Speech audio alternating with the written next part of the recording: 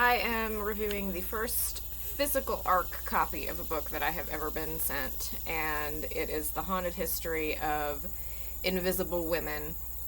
It is a nonfiction that was sent by Kensington Citadel Press, and it is by Leanna Heiber and Andrea. This book is just coming out. It's a good nonfiction for spooky season. It reminded me a great deal of Ghostland by Colin Dickey, which I really liked. I liked Ghostland better than his second book that I read, that he kind of covered Bigfoot and aliens, which he did a better job on the aliens than he did with the Bigfoot debunking. But Ghostland, he does a very, very good argument about, first off, he is a complete skeptic, and he does a good job of kind of explaining why ghosts are such a big feature in American, not necessarily folklore, but social conscience, I guess. This book, these two authors sort of trade off when they're talking about different women who are supposedly haunting different places. They divide them into different categories, like mad women and sort of bad girls and mothers and different things. They divide them into different categories that they then tell specific stories about and kind of their research on different things.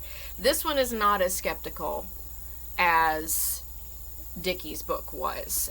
They do a lot of the same method of research and why these hauntings may have gone a certain way and why these hauntings may have become, some of them are fake and some of them they do, like the Sorrells house. They sort of acknowledge the fact that that house is more a tourist attraction than it is anything else. But they also address a lot of the things with these women in their lives, like Lizzie Borden and some of these women during their life, why the hauntings would present a certain way, and why, again, American social conscience would go this sort of way with female hauntings. And they specifically focus on that, and they specifically focus on historically how women in these different categories were treated. Therefore, that is why the hauntings are sort of treated or presented a certain way. So it's this very interesting mix of sort of Colin Dickey's, not skepticism, but research style, along with them also acknowledging that the hauntings, they don't ever debunk the hauntings, except for ones like Sorrell House and stuff that we know are not true. They do their research on different things. They do one on the ghost that was supposed to have been in Joan Rivers' house, and she researches this sort of thing and is like, well, Joan Rivers was probably, this is not the person she was saying it was, but, you know, it could have been somebody else, it could have been any number of things, and they don't discount the people who were having the experiences. So this book ended up being really, really good. Like I said, it did remind me of Ghostland, which I really, really liked.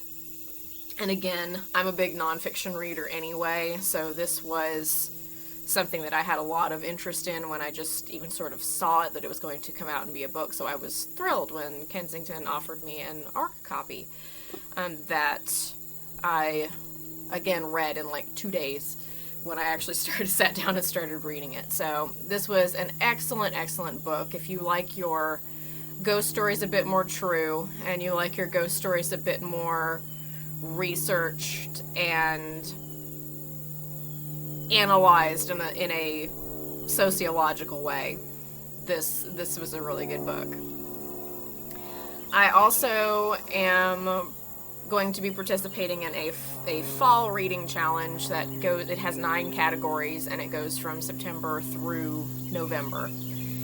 So for September, I have some books lined up for 3 of the categories. One of the categories was banned books, and these are all just books that were literally just on my shelf. I haven't bought anything else yet for any of these categories.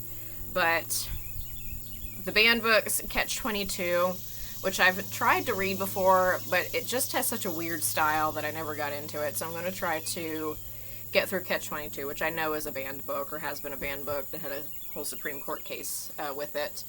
Truman Capote's In Cold Blood, which has been challenged and attempted to be banned before, and Bury My Heart at Wounded Knee, which was also banned in different places for anti-American sentiment. Imagine that.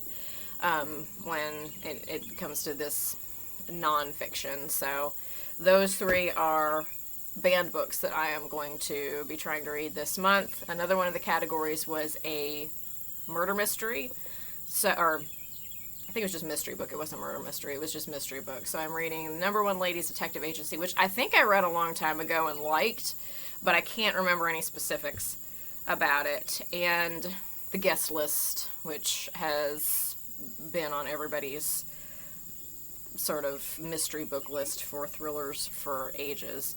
And another one of the categories I'm doing this month is a retelling of a classic. So I have Caroline, which is a retelling of Little House on the Prairie from the mother's perspective, and Eligible, which is a modern retelling of Pride and Prejudice, because everything's a modern retelling of Pride and Prejudice when it comes down to it.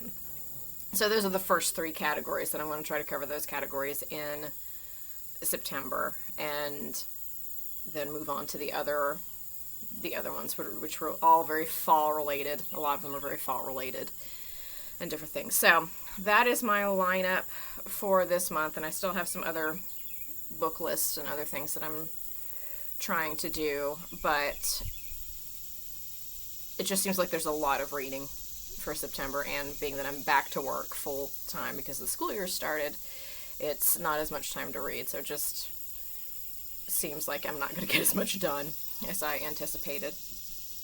But again, if you have any interest in nonfiction haunting books, or you want something nonfiction for spooky season, I would very much recommend A Haunted History of Invisible Women, because it's an excellent history book and also just an excellent ghost book and sociology book, and just, it's a good read. It's an interesting read.